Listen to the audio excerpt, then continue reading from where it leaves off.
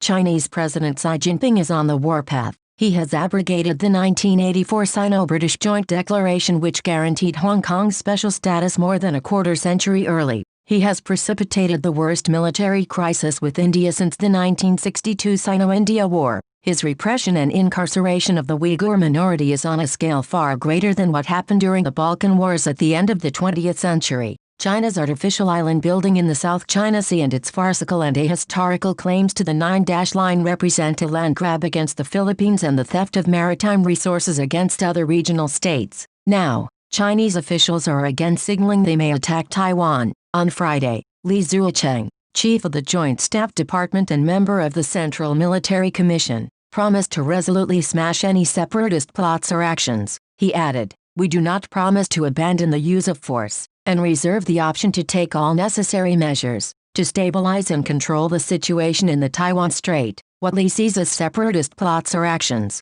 the Taiwanese might call popular sovereignty and the exercise of democracy. After all, Taiwanese, both those indigenous to the island and those who are more recent immigrants, have a very different narrative, one rooted more in history. They realize that while Chinese officials have long claimed the island nation as an indivisible part of China, historically and with the exception of just a few decades over the course of centuries, Taiwan has been distinct and its own entity. Any visitor to Taiwan can observe this the second they leave the airport. Authorities in Taiwan cannot afford to take Chinese threats lightly. They recognize that the fact that Western democracies and regional Asian states have offered little more than rhetoric in response to Chinese aggression only emboldens Beijing and makes it more likely the fact that Chinese salami slicing will continue. And while the U.S. Navy will continue to traverse the South China Sea to demonstrate its commitment to maintain freedom of passage in international waters, the Pentagon is simply not prepared to risk war with China to counter the occupation of the Scarborough Shoal or Mischief Reef,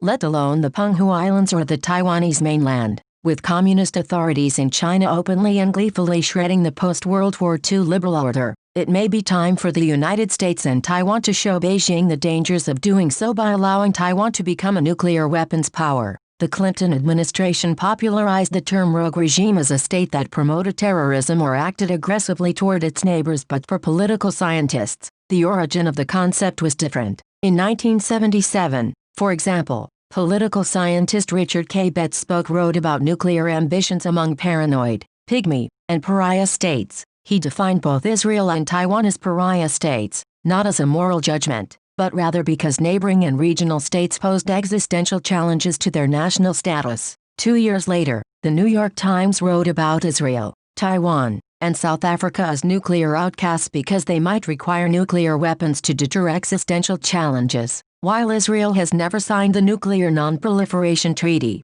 NPT, and so is not governed by its constraints, Taiwan's nuclear program was in violation of its treaty obligations. In 1968, Taiwan, then recognized at the United Nations, as the legitimate government of China, has signed the NPT and was a member of the International Atomic Energy Agency. Officially, when Washington and the United Nations shifted recognition of China from Taipei to Beijing, the United States and Taiwan agreed that Taiwan would continue to abide by the NPT. As Taiwan nevertheless quietly pursued a nuclear capability, the Clinton administration acted covertly to sabotage Taiwanese ambitions. In hindsight, that was a mistake. If the Trump administration wishes to push back on Xi's aggression, it is time to reconsider the interpretation of Taiwan's NPT commitments, both in Washington and Taipei. After all, if the international community will not uphold its obligations to Taiwan, then Taiwan should not bend over backward to preserve an order in which the People's Republic of China is deliberately ending.